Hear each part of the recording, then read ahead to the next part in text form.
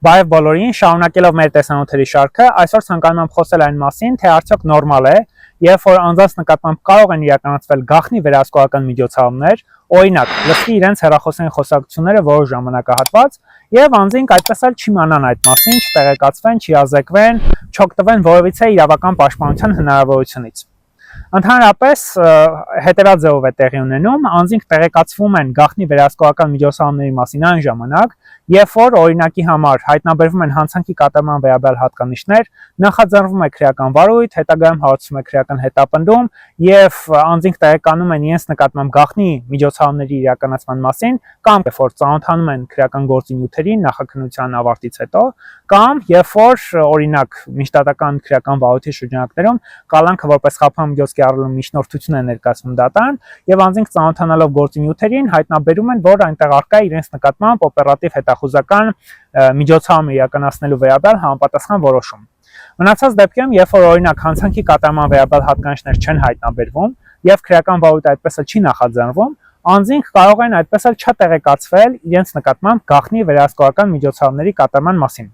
Այս տեսանյութի շրջանակներում ես ուզում եմ խոսել այս թեմայի մասին, անդրադառնալով դրան ինչպես միջազգային չափանիշների, այնպես էլ մարդու իրավունքների եվրոպական դատանի իրավական դիրքորոշումների տեսանկյունից։ Այս հարցը բավականին մեծ հետաքրքրություն է ներկայացնում, հաշվի առնելով նաև այն հանգամանքը, որ իրականում Հայաստանը ոչ առաջին, ոչ էլ վերջին պետությունն է, որտեղ այս հարցը կա, այս հարցը արդիական նշանակություն ունի մարդու իրավունքների պաշտպանության տեսանկյունից։ Ես այս համատեքստում կցանկանամ քննարկման առարկա դարձնել մարդու իրավունքների եվրոպական դատարանի Ռոման Զախարովն ընդդեմ Ռուսաստանի գործը, որը 2015 թվականի դեկտեմբերի 4-ին կայացվել է մարդու իրավունքների եվրոպական դատարանի մեծ պալատի կողմից։ Ինչն է վերաբերում այս գործը։ Այս գործով դիմատուն Ռոման Զախարովը դիմել է Ռուսաստանի Դաշնության առաջատյանի դատարան, նշելով, որ կա ընդունված համապատասխան թիվ 70 հրաման պետական համապատասխան կոմունիկացիայի ոլորտի պետական մարմնի կողմից, որի արդյունքում 3 օպերատորները, որոնք որ գործում էին, բոլորի բջջային հեռախոսների մեջ համապատասխան ծրագրային ապահովում են ներդրել, որի արդյունքում գաղտնի ծառայությունները FSB-ն կարող է ցանկացած ժամանակ իրենց հեռախոսային խոսակցությունները վերահսկել առանց դատարանի թույլտվության։ Եվ հիմնական պահանջն այն էր, որ այդ ծրագրային ապահովումը իր բջջային հեռախոսից հանվի։ Ներպետական դատարանները սկսած առաջին ատյանի դատարանից իր կողմից ներկայացված պահանջը քննարկման առարկա առհասարակ չէին դարձրել։ Հիմնական փաստակն այն էր, որ անձը չի հիմնավոր, որ տվյալ պարագայում իր մասնավոր կյանքի անձեռնմխելիության իրավունքի նկատմամբ միջամտություն է եղել, այսինքն իր հեռախոսային խոսակցությունները վերահսկվել են, որ մի հատ էլ ներպետական դատարանները բովանդակային քննարկման առարկա դարձնեն, թե տվյալ պարագայում ինչ որ ծրագրային ապահովում կա չկա, իրավունքները խախտվել են թե ոչ։ Եվ այս մոտեցումը հետագայում նաև ուժի մեջ էր թողնվել վերաքննիչ դատարանի կողմից եւ հետագայում նաև բարձր դատարանի կողմից։ Արդյունքում անձը գնացել էր մարդու իրավունքների եվրոպական դատարան եւ բարձրացնում էր այն հարցը, որ տվյալ պարագայում ինչպես կարող էր ինքը հիմնավորել իր հեռախոսային խոսակցությունների վերահսկման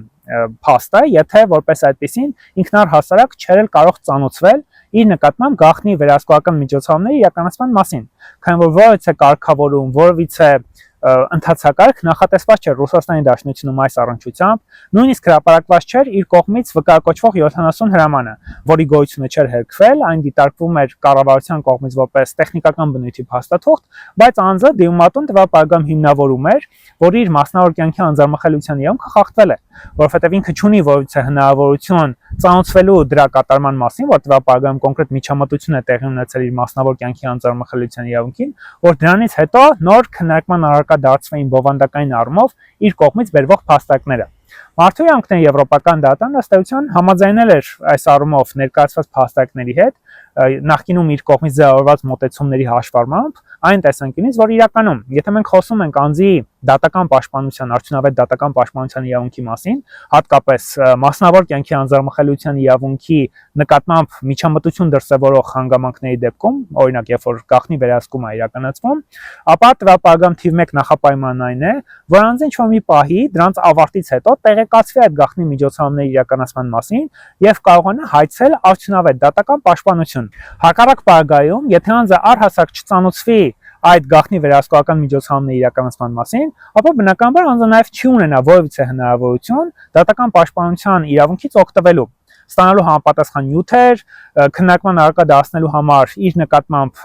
համապատասխան վերահսկողական միջոցառումների իրականացման հիմնավորվածությունը եւ այսպես շարունակ։ Եվ Մարդույանքն եվրոպական դատանը հատկապես կարևորել էր այն հանգամանքը, որ ներպետական մակարդակում պետք է լինեն իրավական երաշխիքներ անձին կամայական միջամտությունից պաշտպանելու համար, այսինքն որպեսզի չստացվի այնպես, որ կոնկրետ անձինք թիրախավորված հետապնդման ենթարկվեն եւ վերահսկվեն գաղտնի միջոցառումների շրջանակներում։ Շատ կարևոր է, որ լինեն անկախ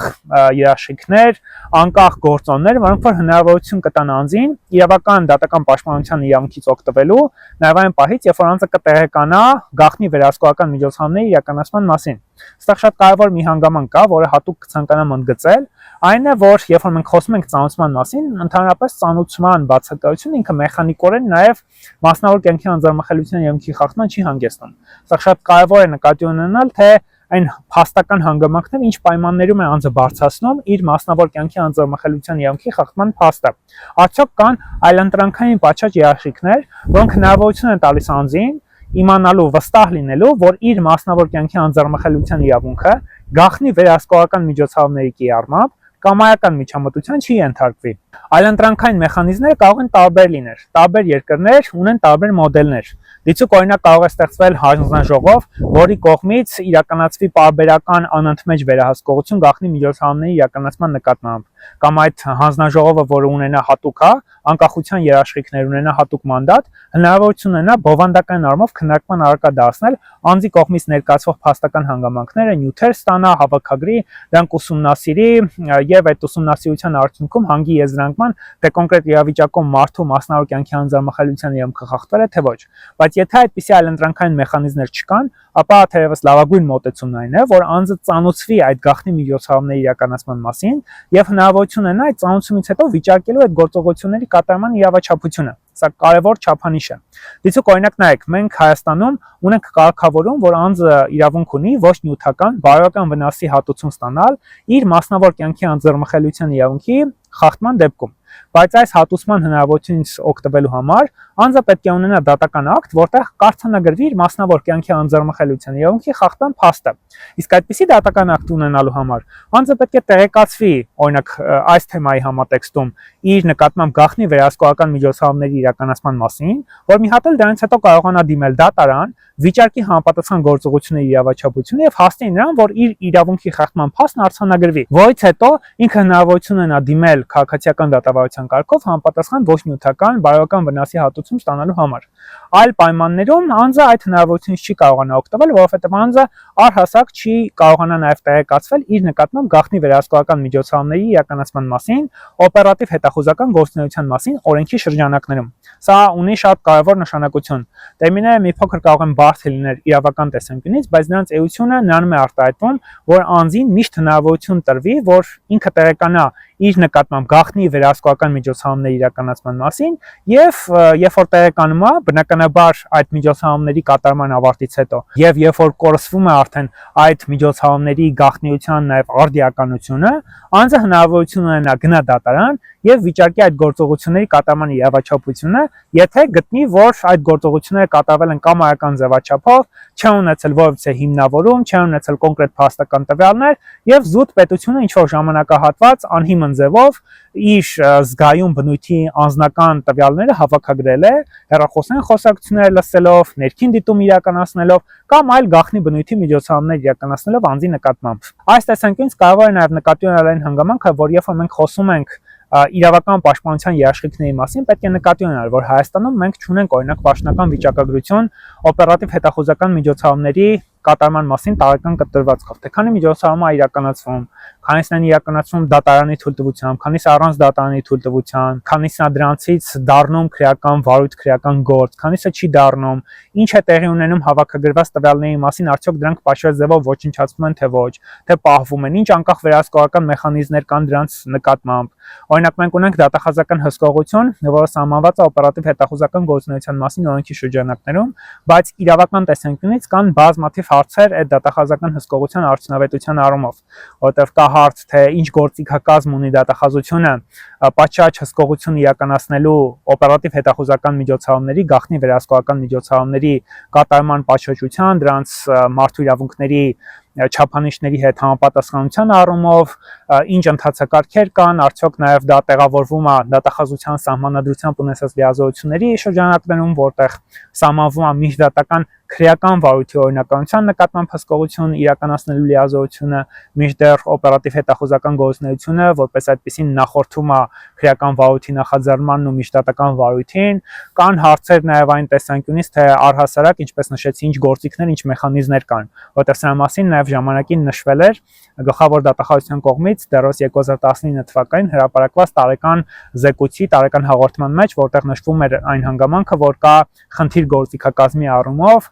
քննարկվում էր օրենսդրական կարգավորումների նախատեսման հարցը, բայց այդպես էլ որևէ հստակ կարգավորում այդ առնչությամբ չի նախատեսվել։ Թեևս ամփոփելով այս տեսանյութի շրջանակներում ներկայացված դիտարկումները, ցանկանում եմ ընդգծել, որ երբ որ մենք խոսում ենք գաղտնի վերահսկողական միջոցառումների մասին, ապա տվյալ համատեքստում շատ կարևոր են իրավական երաշխիքները, որոնք անձին պետք է տրամադրվեն այն անձանց, ում մասնավոր կյանքի անձեռնմխելիության իրավունքը միջամտվել է, այսինքն այն անձանց, ում անձնական բնույթի տվյալները հավաքագրվել են, այն անձանց, ում հեռախոսային խոսակցությունները վերահսկվել են, այն անձանց, ում շարժը վերահսկվել է համապատասխան տեսախցիկների կիրառմամբ,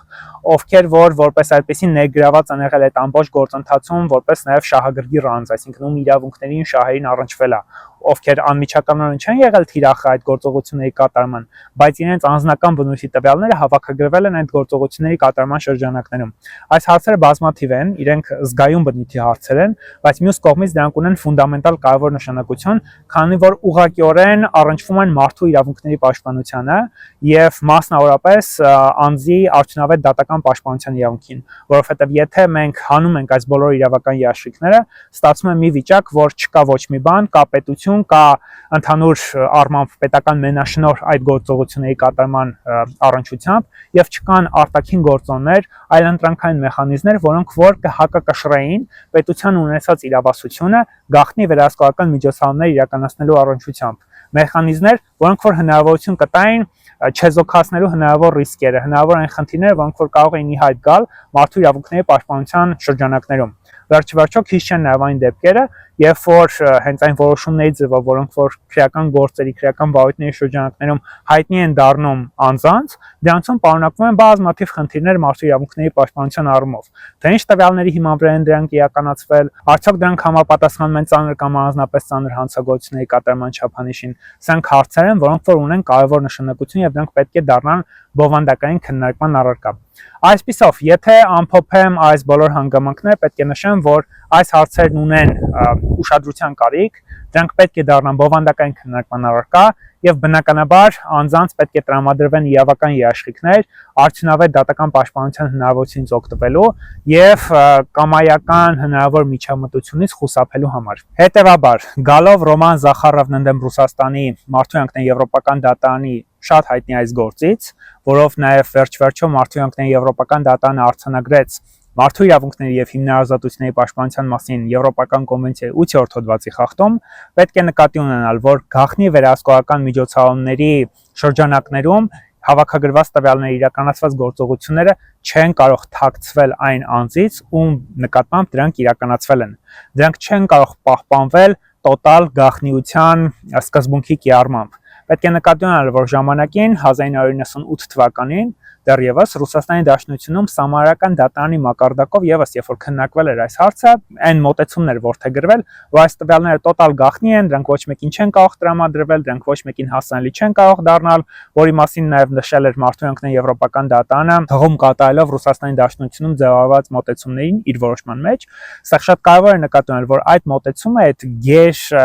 գաղտնիության ապահովման իր արդիականությունը ինչ որ մի պահի կորցնում է։ Այն ցմահ չի կարող գաղտնի լինել այն անձանցից, ում վերաբերյալ տվյալները հավաքագրվել են, ում անմիջականորեն առնչվել է գաղտնի վերահսկողական միջոցառումների իրականացումը։ Իսկ ինչ որ մի պահի դրանք պետք է կորցնեն իրենց արդիականությունը ողջամտորեն, բնական ճանապարհով, եւ այդ պահից ի վեր անձինք պետք է հնարավորություն ունենան իրազեկվելու, տեղեկացվելու իրենց նկատմամբ գաղտնի վերահսկողական միջոցառումների իրականացման մասին։ Դրանից հետո իրենք են որոշողը ցանկանում են արդյունավետ իրավական պաշտպանության հնարավորությունից օգտվել, թե ոչ, որը եւս իրենց համար պետք է լինի երաշխավորված, որի մասին կխոսենք նաեւ հետագայում մեր այլ տեսանյութերի շրջանակներում։ Այսօրվա համար այսքանը, ցտեսություն։